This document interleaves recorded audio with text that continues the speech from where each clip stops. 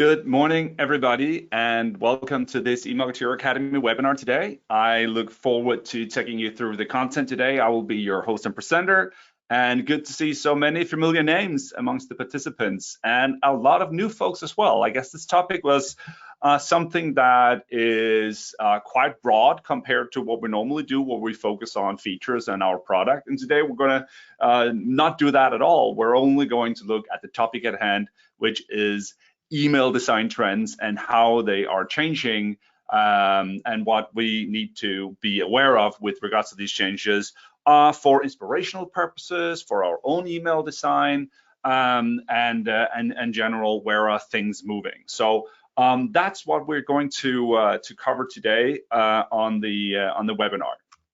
My name is Klaus. I'm the product evangelist here at eMarketer, which means that I'm speaking a lot about how corporations are benefiting from using a marketing automation platform like eMarketer, but also broader marketing topics like marketing trends, design trends, and so on. So I try to cover a lot of bases, and my utmost goal here is really just to be an inspiration and facilitate some dialogue here with the topic at hand today.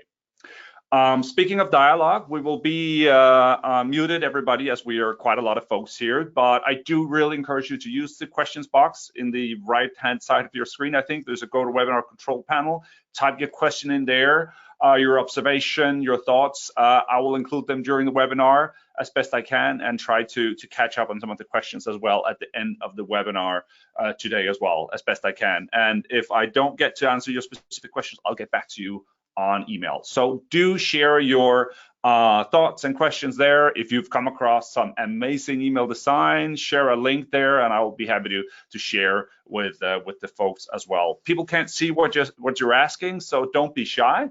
Just type in your question there, and I will pick between the questions as we go along. It's more fun with the dialogue after all. So the objective today is really to look at a lot of real life examples of email design and discuss, try to categorize them under different trends that we're seeing, and what can we learn from them, what can we derive from them, and what is working. And then to take those observations and think how you can embody these in your email designs and your campaigns, and try not to be as fixed and locked to our current design, current template, as we typically are. Let's try to be more flexible with our approach and test new things out in our email campaigns. Is I guess the goal and the outcome of the webinar today.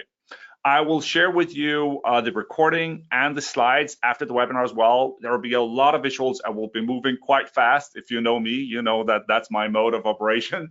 We'll be moving quite fast through the content today. So rest assured you will get all the slides and the recording afterwards. There are some reference slides in there as well that might be nice to have on hand later on. So don't worry about that. You don't need to be screen grabbing all along. All right. So for the new folks here, welcome. I represent eMarketer, as mentioned, a marketing automation platform. We're founded in 2002 in Stockholm, Sweden, and have been around the block once or twice in this marketing automation space for sure. We cater to a lot of different customers and different segments, both B2C and B2B, both small corporations and large multinational enterprises. So we see a lot of marketing campaigns out there, a lot of email campaigns, and speak to a lot of customers. So hopefully you can benefit from this in the session today. As mentioned, we won't be looking at tools and software at all. So just to name that eMarketer is this platform, and we'll be looking at the email marketing piece today, not in the tool, but the concept of email and email design. But in eMarketer, there's just tons of other things you can do to manage your online marketing activities and events. So I just wanted to get that out of the way. And let's focus on the topic of today. Design trends you need to know. What is shaping the email design trends right now, and what can we learn from them? So let's just pause a second and think about what is impacting design. Obviously, this is a very broad question, and I'm not trained or schooled in design and design thinking like that. So maybe this is a bit of a mouthful for me, but still, let's think about some of the things that have happened here. We are still in the midst of a pandemic world where things have been in lockdown. E-commerce and the digital agenda has been on the rise like never before. People can't go out to the same extent they could before. We are very much in front of our screens, which means that both B2C and B2B marketers have really been hard at work adapting to this new, much more digital world. We thought it was digital before, but it is even more so now. So that is shaping what is going on.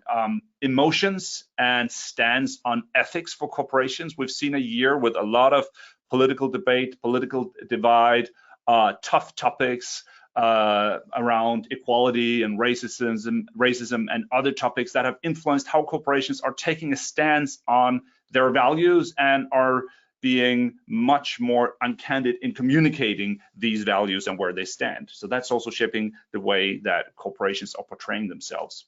Obviously, the ever-present need to differentiate is, of course, impacting design, and people are trying to come up with unique ways of staying on the megatrends and figuring out what's going on in music, in culture, in fashion, in design, in communications in general, that are affecting the way that consumers and procurement people are accepting and being impacted by design and messages. And of course, technology is shaping what we can do design-wise on our different channels.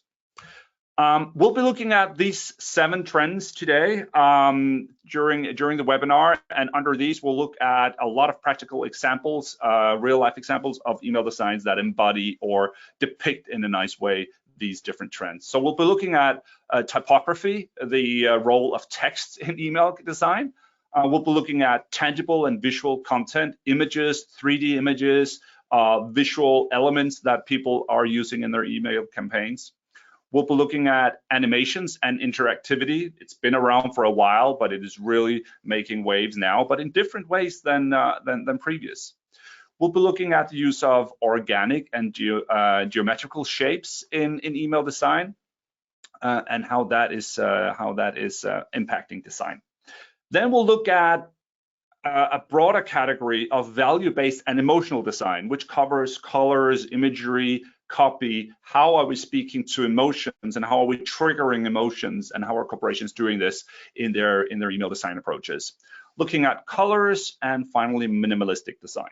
Now, you can argue for any of these. You can argue quite the contrary argument as well. So when I say big and bold typography, you can also say that people are downsizing and doing things minimalistic.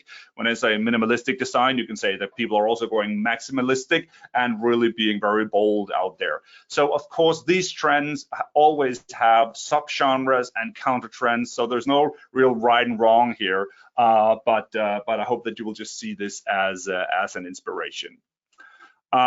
Just before we start going into the first category there, just a reminder, use the questions box, share great designs you've seen, ask me questions or observations as we go through the webinar today. Okay, so the first category here is around typography and the role of text. Now, visuals and images used to be the hero in email design since its inception, but text is really on the rise, with taking a very dominant, almost hero-like role in many marketers' email campaigns. It's kind of influenced by the poster arts of the 19th century with big types, replacing images in many cases, or really focusing in on the message. And I guess it's a combination of how much time you have there in the inbox, in the preview window. You really need to catch people's attention, and bold, big text does that in a very nice way. Huge types, huge fonts draw attention. They're simple, and therefore they're fast to understand. And it's maybe faster and cheaper to produce than doing photo shoots or elaborate visual artwork.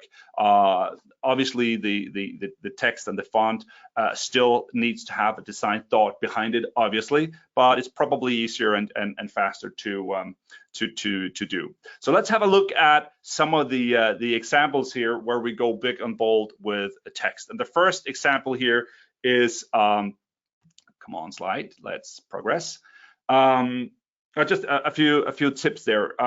When you use typography as your hero component. Really, of course, choose your words carefully. You don't have a lot of words since you're blasting them up in size and your real estate is limited. So you really need to focus on the wordplay and the words you use there.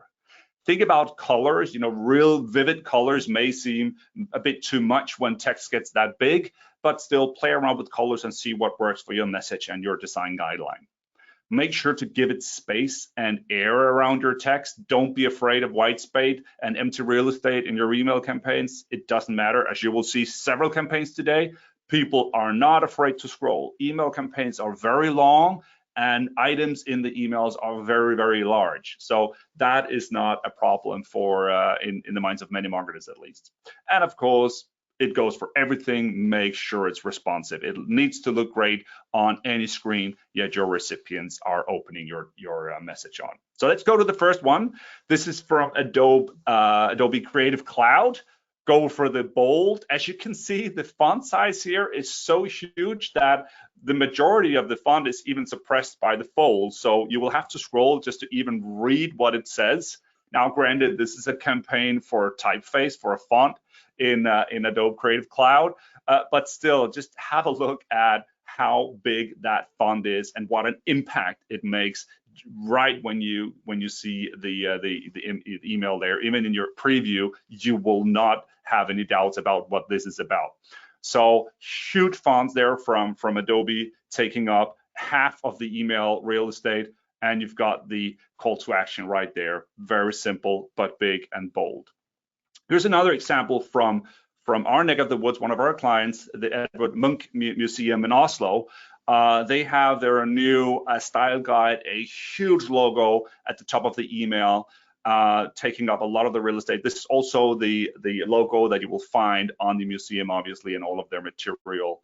Now, as you scroll down, you see these vivid colors, and then mixed in with this classic painting. I think it's the main street in Oslo from Edvard Munch there. And then you scroll down, you see a nice airy space for the sponsor section. And as we zoom out and see the email in its totality, you'll see how much space and attention the typography up here really demands from you. The rest of the text is somewhat similar in size as you would normally expect, but you have this vivid colored background that really draws attention. And then the contrast between the vivid color, the large modern typeface, and then the artwork, the classic artwork itself, is just a really interesting combination there, which is a great choice in their style here. And then the sponsor section here, don't be afraid of the empty space, of the white space, in this case, the black space. A nice and airy, let in all of the sponsor icons there, or sponsor logos there, being represented in a nice way. So really a good play on this trend of large fonts. Here's another example from Film Supply, a company that produces stock video and custom video work as well. Have a look at the design that went into this email. This is more of a magazine editorial style. You have this massive headline, and as you browse through quickly here, the email in its totality, you'll see the artwork that has gone into designing the fonts and the text treatment here. And as we zoom out to see the email in its totality, you can see that these boxes or cards or blogs that you would normally refer to in email design really look like pages from a magazine that are very neatly designed, mixing the artist or the video creator with statements and their name here highlighted in the large type font here. So you can see the content text-wise is very light. There is not a lot to read. Obviously, this is a movie producing company, so they would want you to go in and look at their videos instead. But the fonts and the imagery here really plays to this editorial magazine-like quality. So having playing around with copy in these sizes, don't be afraid to make the copy actually take up the entire preview window, even going below the fold, because people will be dragged and it will demand attention from these big typefaces. So those are some of the examples here. Another one is from Gopro. Pretty interesting to see here. This is their brand. This is their logo, quite small, and you have this massive chunk of text. get it all in one shot. Interesting as well, as you will see when we zoom out, in the text treatment here, you have highlighted some of the product features or feature set, if you will, with the background color here. So they're actually adding a visual element to the large typeface here that drags your attention. One shot, travel, adventure, sports. Really nice way of trying to make your headline into kind of a section here as well using this text treatment. And again, look at the text, minimal text, large headlines, clear call to actions. This email also uses one of the things that we're seeing. A lot of emails obviously go into a single column style, being easily adapted with a mobile first mindset. So you have one column. This one and several others that you will be seeing are using two columns in this S-curve kind of way where they mix and match the placement of the elements. So you've got this kind of S or inverse S going down through here. That is easy on the eye as you scroll through, and when you get on really small screens, they will likely collapse into single column, but looks great either way and is very appealing to the eye and to the layout. So an interesting way, really cutting down on copy, maximizing the size to hone in on your messages there with in this Gopro example. Here's a question from René. How would you do text Gopro in eMarketer technically? These blocks here are images, René. So what I would do technically, I would go into the image editor, design my text there and save them as images. So they look large and crisper, so you're sure about your email treatment there. All right, moving on to the next trend. This was all about big typography, big typefaces. So let's look at the another hero component, obviously the visual elements, the tangible and visual content of your emails. Now, visual content can be anything from classical pack shots of your product to large lifestyle settings and much more. We're seeing 3D images that are really on the rise, 3D imagery being used in email to really make products and messages pop there. And it's a trend that's been on websites. We went very flat, then we went 3D again, and now it's going into the email design sphere as well. For images, pictures, we're seeing a lot of more that's a difficult word, authenticity, or being authentic in your pictures. It really takes the cake. So, you know, if you do photo shoots, do them in an authentic way that represent your brand and the people behind it, to be authentic and not seen as too flashy or too polished. We're also seeing a lot of playfulness around images, really trying to make products pop in the email. And I guess if you think about the year we've been through, where shopping and window browsing and so on has been not possible due to lockdowns, the shopping experience have moved online like never before. So you're window shopping in your inbox, you're window shopping on Instagram, on websites, and the need for visuals that really pull the product out in front of the recipient is a need there.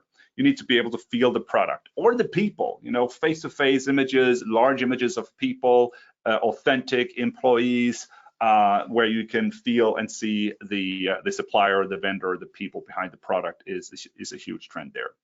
Now, these tangible 3D-like images, Apple has been a proponent of those for years with these beautiful artworky but still real product 3D renders in their email. So they have this whole style of letting the products speak for themselves with minimal text, lots of white space, and huge 3D images of the products throughout their emails.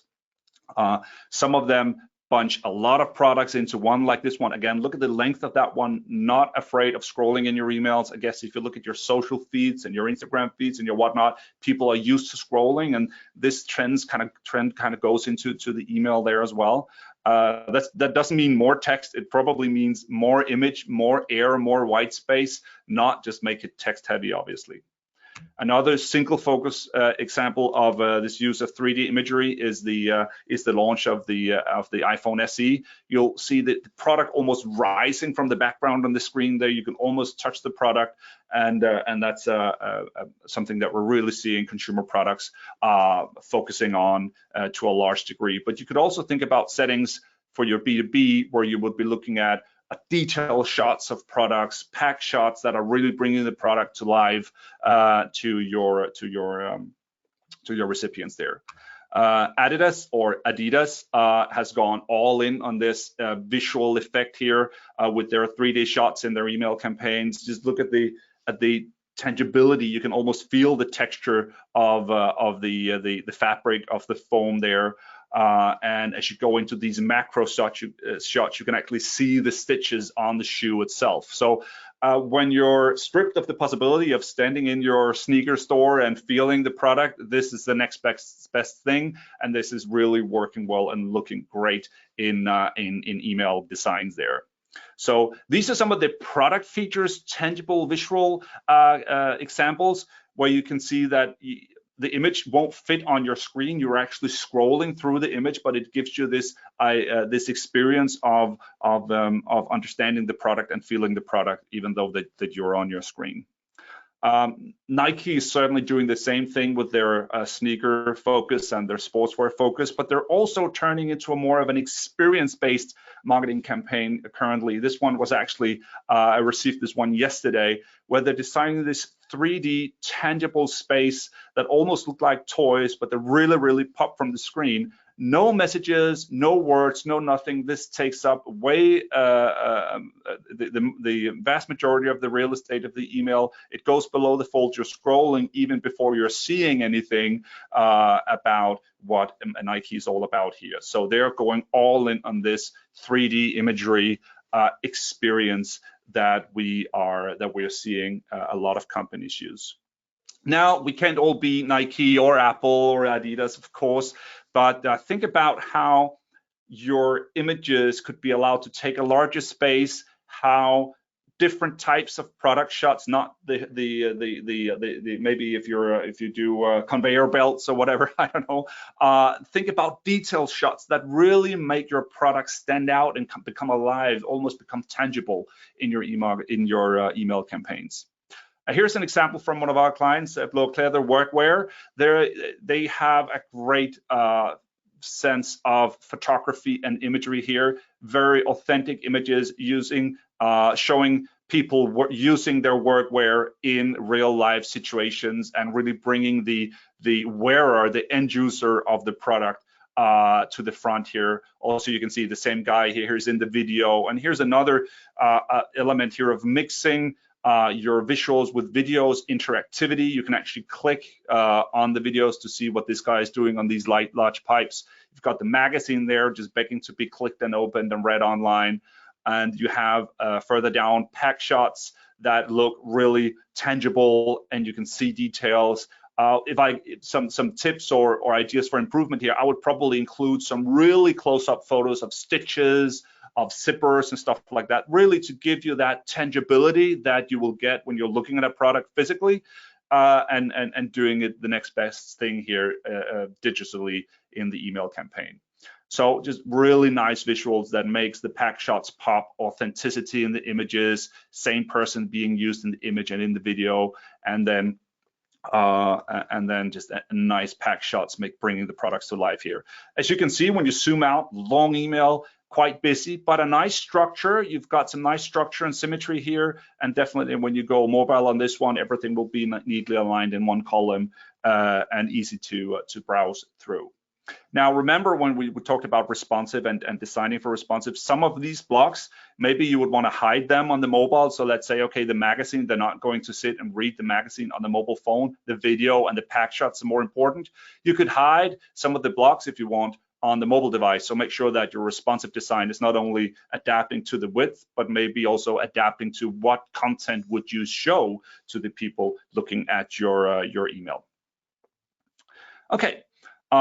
More consumer products here that really use these big and vivid photos. Here is from our customer, Jane Aredale Cosmetics. really close-up shots of the products and their use, minimal text.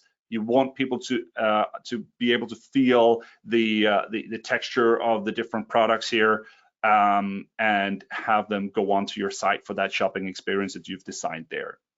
So these are some examples of images, vivid product shots, close-up details that will try to replace the shopping, the physical experience of seeing your products there. So don't be afraid to go very big and go into very much detail with macro shots of your products and imagery there.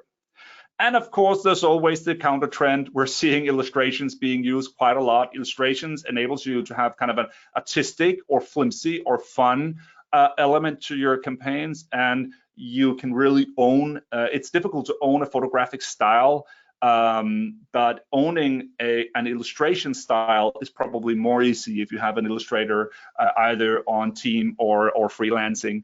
Using illustrations for many different purposes is a great way to get some homogeneous feel throughout your email and your campaign, website, landing pages, and so on. And they are easy to adapt to being case specific, which is neat as well. An example here or detail that I like here is actually they're breaking the grid a little bit. As you can see that they're kind of cutting off a little bit, which is certainly by intention. So you're in this nice structure, you have nice harmony there, the use and play of geometric shapes, but you're also slightly upsetting the grid there just to give it a little bit more interesting appeal and look there. All right. So that was tangible and visual content, images, big product shots, macro photos of details. Now let's look at animations and interactivity. Some trends, they come and go, obviously, but the tendency of using non-static solutions such as animated Gifs or now the APNG, animated PNG files, has been around for long. But we're seeing a shift in how they're used. Previously, when you sat down, you did an animation, the animation was kind of the centerpiece of the whole email. That was kind of the focal point. But now we're seeing animation being used much more subtly, kind of to underscore a statement or to kind of highlight details, not taking over the entire hero space or the entire message of the email. So that's an interesting development we're seeing there. Now, obviously, like pictures, the animations here have this leg up on text. That is, we process visuals way faster than we process text or the spoken word. So studies say that 60,000 times faster you will appreciate a visual or understand a visual input than a written input. So that's interesting. You can convey a lot of meaning very fast. With videos, be careful. Some email clients are accepting videos being shipped in the email itself, but be careful. A lot of email clients won't accept your emails, and you will have a problem with deliverability if you include video and video script in emails across the board. So still be careful with videos. If you use videos, make sure to use cover photos of your video that clicks on to stream the video somewhere else. But animations in the form of GIFs and APNGs is the way to go about that. So go to town with those and play around with these subtle changes. It doesn't need to be a whole cartoon you have going on. Smaller things may really do the trick here. So let's look at some of the animations that I've picked for these examples. Here's one from Belroy, suitcase and bag company. Just this little detail at the hero shot where they're focusing on this magnetic clip on their belt, kind of like 4 or 5 frames, maybe not more. So it's easy on the eye. You've got nice transparency that floats into the background color here, and it really makes that email pop quite nicely. You see the animation up here. You're focusing on the magnets. The first word there, a magnet. You've got the word snappy, and then the call to action here, snap it. So from the animation to the copy, the headline, the copy, and to the call to action, you've got a kind of a nice flow and combination there. You've got some geometric shapes going on here. That's also one of the trends that I'll be referring to, the use of circles, triangles, but in huge sizes. to really make that content pop there. And again, don't be afraid of white space. Look at all this air around the product. Really nice. You've got a macro detail and the full-size product down here. So a good example of a subtle but very effective animation going on there. Here's another example from Magic Spoon. Very, very subtle. It's not a big animation. You could easily see a couple of years ago, you would have a whole kind of movie going on with animated GIF in pretty poor quality. Now, with these subtle details here, you've got something that is really, really effective. I mentioned APNGs before and GIFs. These are the two dominating formats there that you would want to use for this type of imagery. Here's another example, more dramatic. This is from Starbucks. Again, it's a big animation, it's dramatic, but it's very few frames with this subtle, if you will, change in the product look that really makes this email pop for the recipient there. Some more examples. I think this one is pretty cute from Harry.com. Look at how the animations here, they interact. I think that's pretty smart. You could easily imagine that these would be reused on a website, be reused on landing pages and other places. But I just think that this interaction between the two animations here is pretty cute and well done for an email here. So those are some interesting examples. More classic ones are things like competitions, scratch cards, slot machines, countdowns. Anything that really signals and screams interaction is also quite effective and being used, especially around the holidays, of course, with giveaways, competitions, and so on, but very effective also for lead gen if you want people to interact with your stuff and sign up for more things. Having animations that really draws them into kind of a fear of missing out. This is now, you need to get going. Countdown, scratch cards, competitions are great animation or great elements for animation in your email campaign. It's a slot machine example, very few frames. It's obviously just looping through, but a very nice play between the animation here and the call to action. Go for it. Let's see if you can win a discount rate at our site or whatever it is that your message is there. So just quite an effective way to really make that pop. So think about how animations, not big, bold, and cartoonish, taking up the entire hero space, but more subtle, few frames that kind of draws attention when you look at that email. Obviously, some caveats, not all email clients support animated GIFs and APNGs, so you want to make sure that the first frame in your animation looks good, because in the email clients that do not support animations, you want to make sure that the still image still makes sense. So if your recipient is looking at the email somewhere where the animation won't fly, won't play, that first frame needs to look good as well as a still image. So that's just important to think about. All right, zooming in on the next trend that we are seeing being used is organic and geometrical shapes. And it's been around, it's been used for smaller elements, it's been used for call to action elements, but now they're really blowing up in size and are taking hero real estate presence and replacing images and animation in their own right. So it's really a twist on how we've seen them being used before. You can use the enlargement of these shapes and both the geometrical and the organic to really focus in or frame in a message or imagery in your campaign and draw attention to specific elements by using these shapes. Shapes are great because our brain knows them beforehand. So when you're seeing a picture or an animation, you don't need to, your brain has to process what's going on there, but shapes are intuitively understood. So the whole cognitive load on us when we see shapes is minimal. So we can focus more on the message or what the shapes are telling us or showing us or framing in your message. So that's a bit of psychology behind the design. process there of why you would want to use shapes there.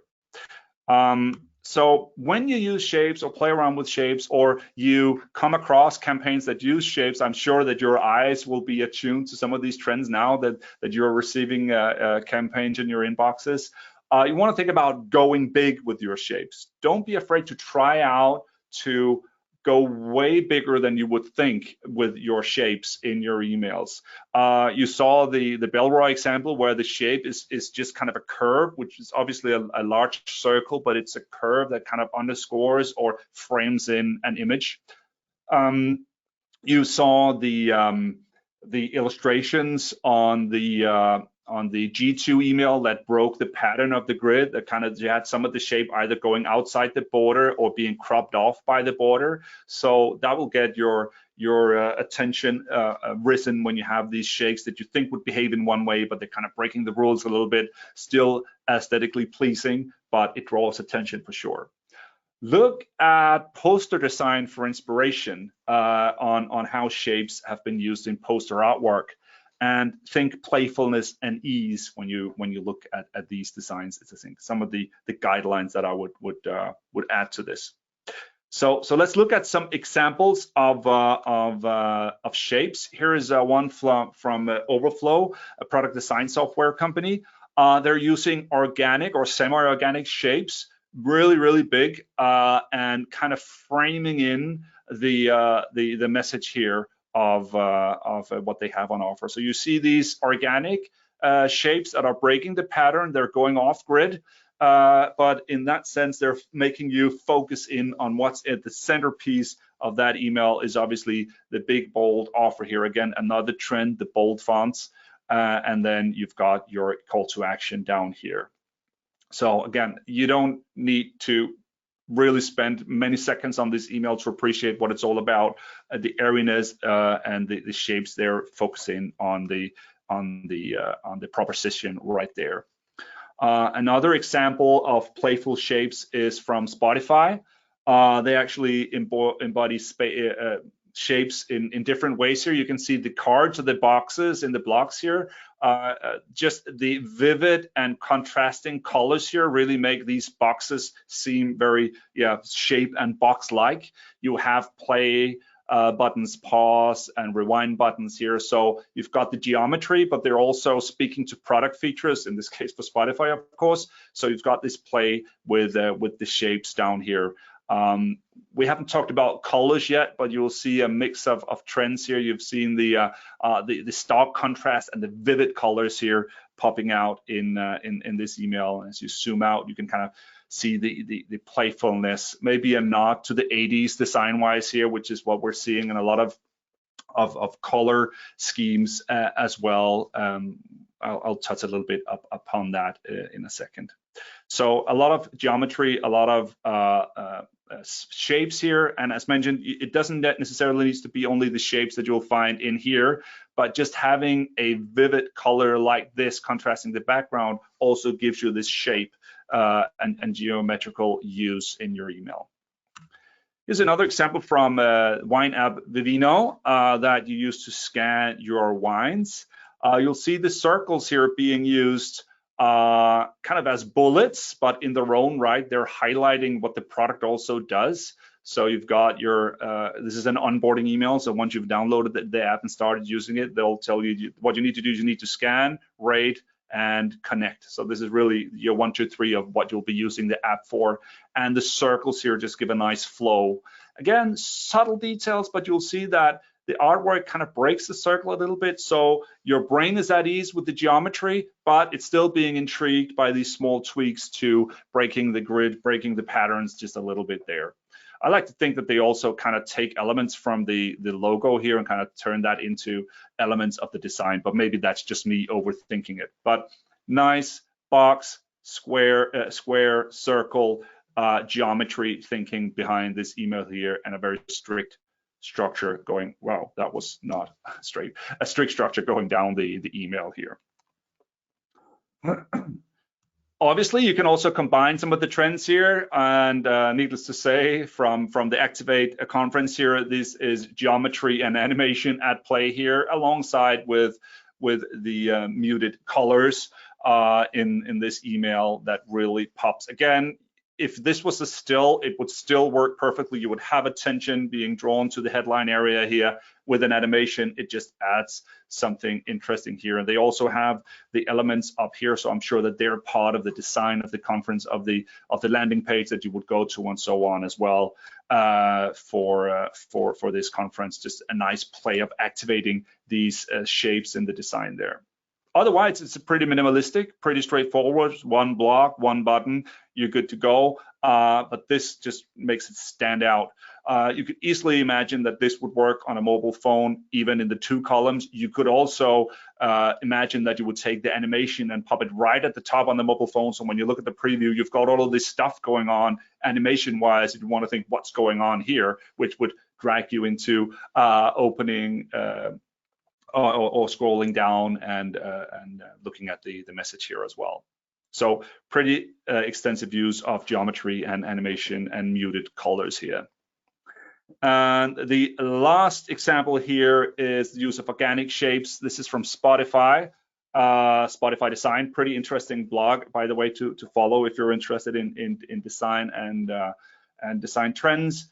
These organic shapes that are really breaking the border here. You could imagine that this would be some kind of flower, or maybe it's not, but you're only getting hints of what's going on here, and they're just drawing your attention to the centerpiece. Now, if these had been full size, neatly represented within the frame, they wouldn't have this effect at all. So they're really making your attention to this centerpiece.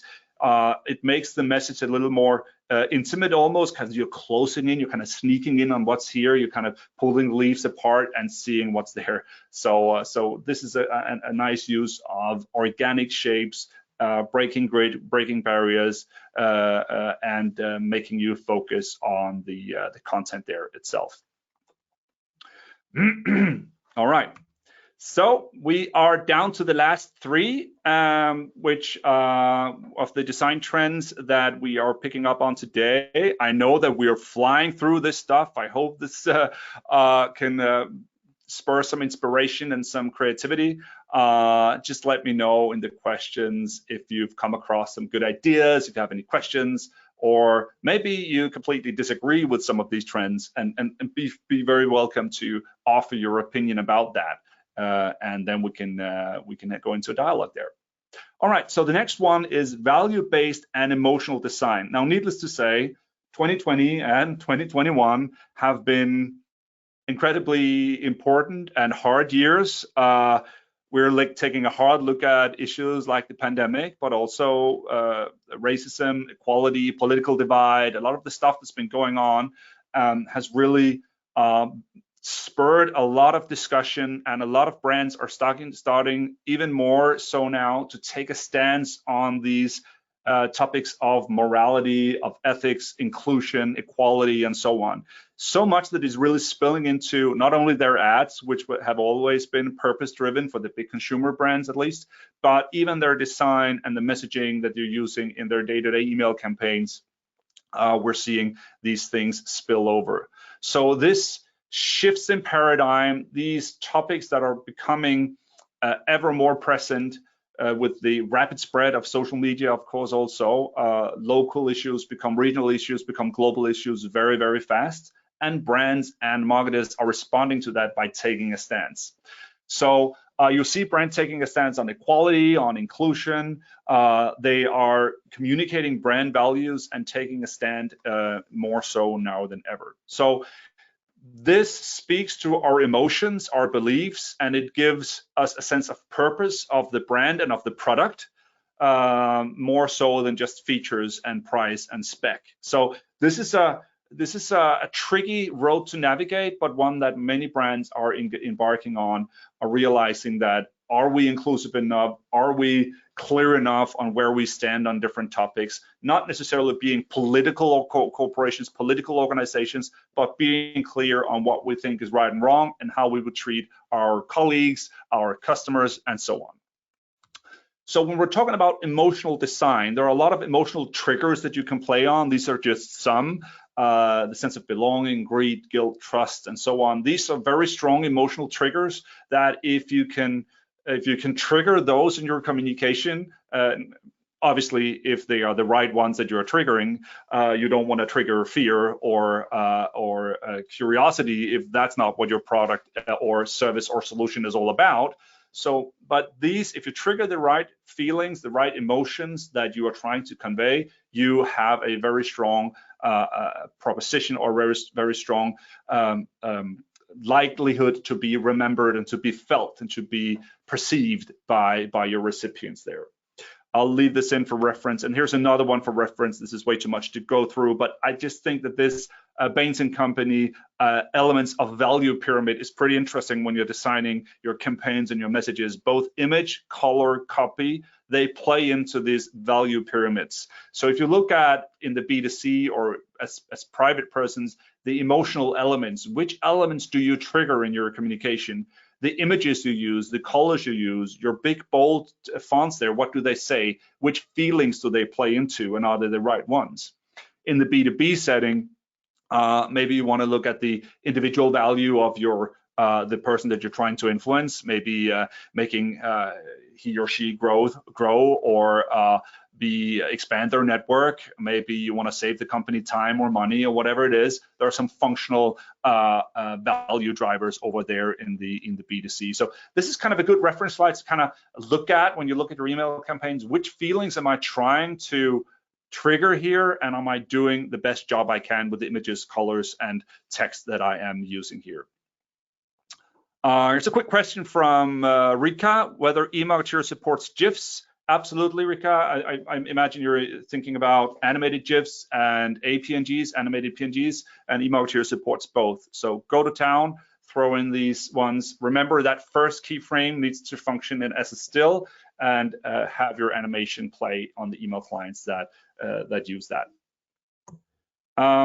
So emotional design, what triggers emotion? Colors trigger emotion, images obviously trigger emotions, and copy, text trigger emotions. And in this order, color is the first thing that we process cognitive, and then imagery, where we either recognize or feel disassociated with what we're looking at in the image. And then lastly, as we start reading the message, if we get that far, we can be affected by the words. So typically we spend a lot of time focusing on what we are saying and typing and writing, but really think about the colors and images, because they may have put your recipient cognitively in a totally different state than what you're writing. So again, look at the totality of your email and think about which emotions am I triggering with the content that I'm writing, combined with the colors and the images that I'm using.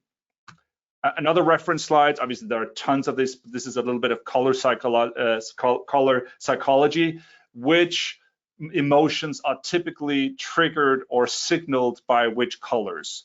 So you can have a look at how you use background colors, font colors, call to action colors, highlighting stories with different backgrounds. What is it you use, and are you aware of the psychological impact it may or may not have in your emails? Maybe you want to start thinking about some flexibility in your design guide as well. I know this is a bit scary for many people. We've got our style guide and we're strict to that, and really I encourage that. Otherwise, everyone's a designer and things will look haywire. But there may be room for flexibility where in your email templates you have your styles, but then you have some accent templates that you could also use when you want to highlight maybe some of your CSR initiatives, or maybe when you're taking a stance on equality or care of employees or whatever it is. Maybe you want to play on different colors that evoke different emotions. It's just a thought there. So let's jump into some of the real life examples of how people or brands are taking a stance and showing visually what they are about and how they are trying to trigger the emotions of the recipients here. Here's an example from Uber. This is one of the emails that you're getting when you're using the Uber app about the community guidelines. So already from the top here, you have a couple of things in play here. You've got the pink color in the background, which is typically compassion, sincerity. You've got inclusivity. You've got safety and respect for all. Already here, there are a lot of things that are being signaled here. from the colors, the visuals, and the headline. It's about inclusivity, being an inclusive company with a diverse community, not only of users, but also of drivers and staff in general. And this is what they expect from the community and from you as a Uber user. So about treating everybody with respect and so on. Now you may say this is obvious. You can't counter argue. You can't say safety and respect for some, but it's not often you see brands go out like this, really headlining their communication with a stance on ethics, inclusivity, equality, and so on. So just interesting to see the play on colors here. So pink, as mentioned, signals sincerity, compassion. You've got that here. Blue, safety, trustworthiness, competence, and yellow, attention grabbing there. So the colors are in play here, and they really underscore the text and the visual elements here as well in a nice way. Now we've got another example from Adobe Creative Cloud. This is kind of a classic. You've got a product shot over the shoulder. You kind of feel that you're in the that you're co-working with this fella here. But that's not what I'm focusing on here. It's what Adobe is now putting into every footer of every campaign that they're sending out. Is this one, creativity for all, and then the use of the rainbow background here. Really focusing on inclusivity and equality for everybody. So just a very strong use of that throughout their campaign components. It's really a fixed part of their messaging now, speaking to the target group about these things in this subtle way here. Another example, this is for a charity water. That speaks to your emotions. You did it. You've got the blue color that signals trust, peace, and competence. It is giving you a sense of achievement, of pride, of optimism about you've participated in raising money for this charity, and the images that really strike on some emotions here as well about some sense of achieving and helping. You've got blue throughout here, and this sense of sincerity and an optimism speaking to your emotions in this email.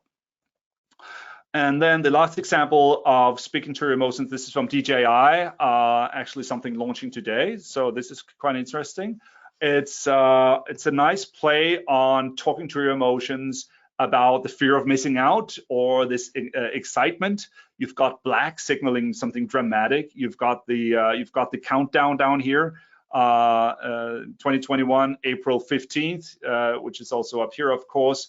You're just waiting to figure out what is going on. So this is all that's being sent out. Get ready for the one-click learn more. You go to a landing page that says something great is about to happen. Sign up to know more. So they're really just playing on your feelings of not wanting to miss out about some excitement.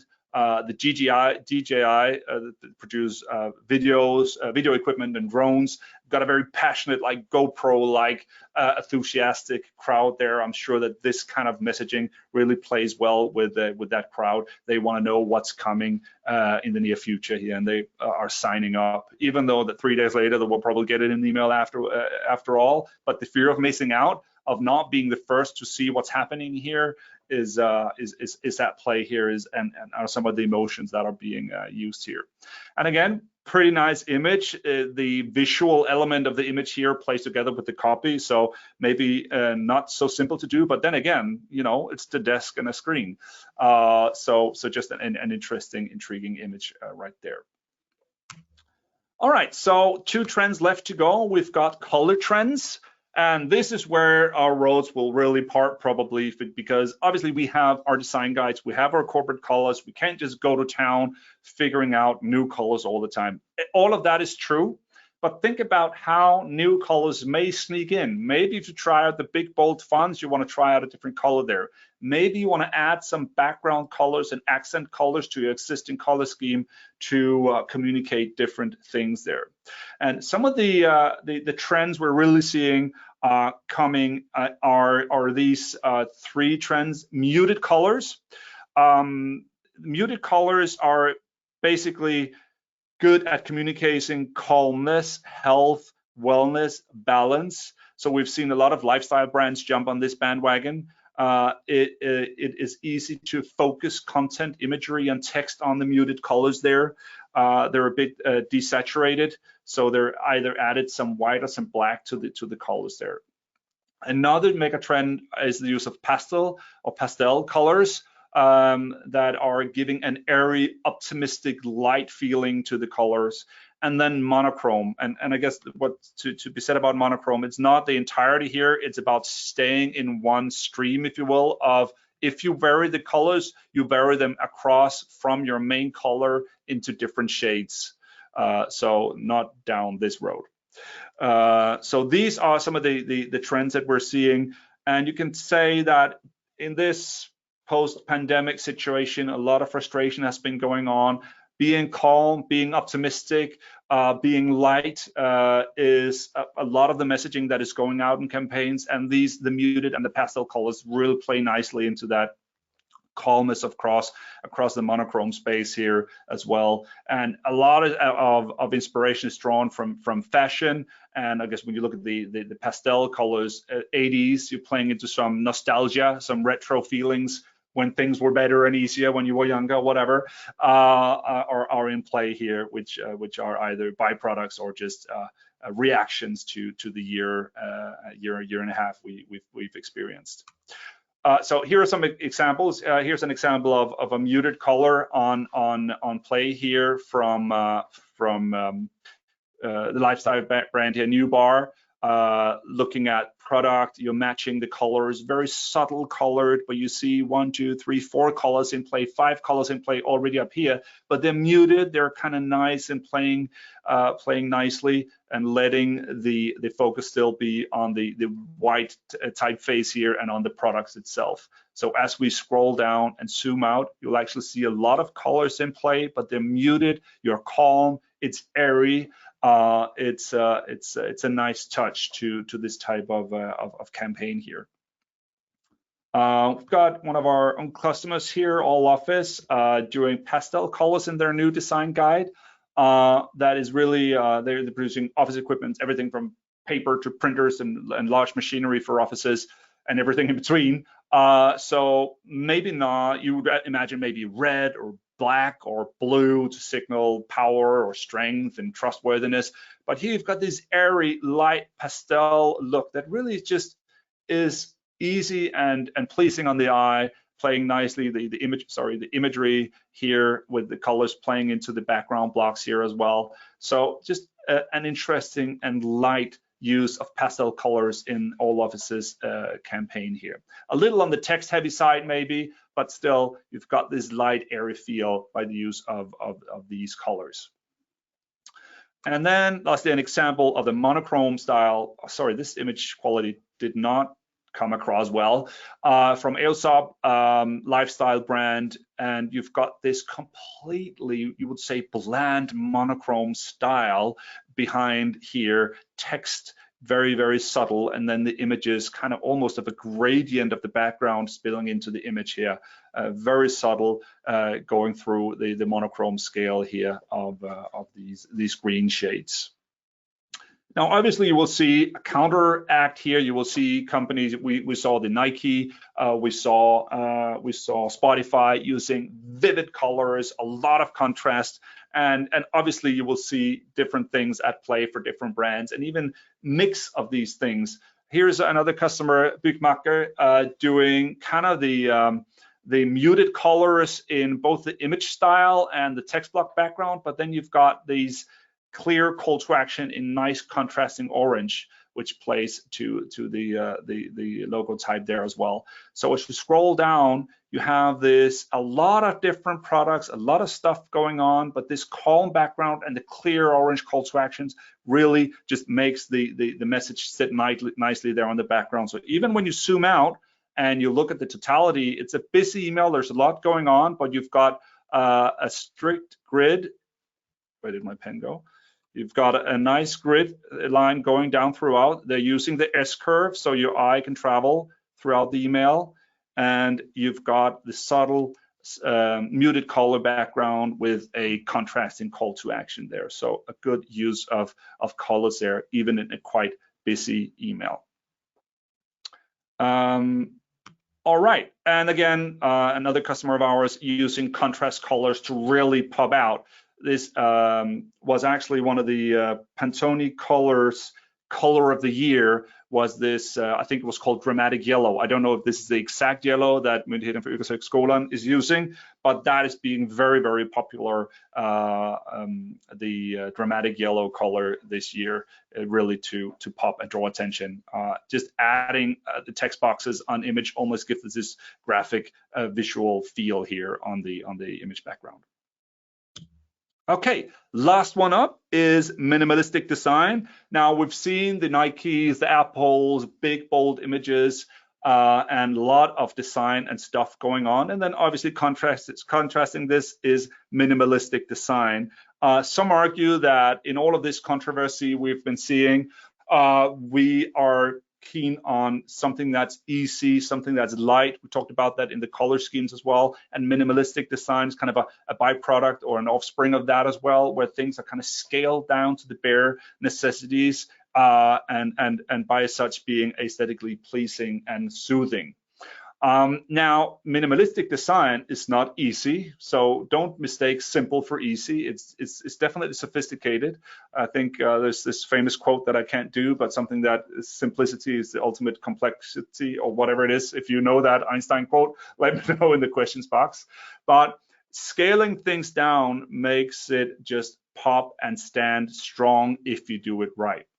So you'll see brands using fewer colors and fewer design elements, stricter structures, lots of air and white space, and clean typography in a minimalistic design approach. Again, don't mistake it for easy, simple, but yet sophisticated. And then this monolithic, like one block, one column structure is what we're seeing in many cases. Here's an example from Crate and Barrel. This one image. Shop more, save more, 15, 20, 25, shop now. Very easy, not a lot of stuff going on. Product image, call to action, that's it. This could be a page from a magazine, kind of an advert in a magazine. Simple design, monolithic structure there. Even if you have more elements, here's the app Calm, the sleep and meditation app. They have more design elements in play. You've got the image, you've got text on top, you've got gradients on the buttons like you have in the app icon. As you go down, you have images, you have round shapes. So you definitely have more stuff going on, but as you zoom out, you can see a very simple structure, monolithic, one column, lots of text. It's all centered around the midline here. Clear, easy, recognizable shapes, squares, circles, and the gradient that speaks to the logo. That's it. That's all you are left with in this email. Quite minimalistic, quite effectful, and definitely soothing and speaking to the brand there. And then the last one is from Sonos. This is kind of the campaign email that went out not too long ago saying, we're doing something small, get early access. That's it. No product shots, nothing about what this is all about. So this plays on several of the elements here. It speaks to your fear of missing out, like the GGI case. It's very simplistic. It's large fonts, muted colors, and kind of an up close. You can almost see the blurred out vegetation here in the foreground. You've got this idea of trailing this guy or this person in the field here. So very minimalistic, playing on your emotions of curiosity, of figuring out what's going on and being in the know here. So those were the 7 design trends that I wanted to cover for you guys today. I hope that you found them inspiring, that you could use some of this to kind of give yourself a little overhaul with the way that you're thinking about your templates and your design with your campaigns. And if that wasn't enough, we've got a lot of on-demand webinars as well, 25 sessions or more on the website emouture.com/webinar. Just go to town, have a look at some of the webinars there that are interesting to you guys. and sign up for the ones that you need on demand. You can always re-watch the recordings there. Thank you so much for being here today. Bye-bye.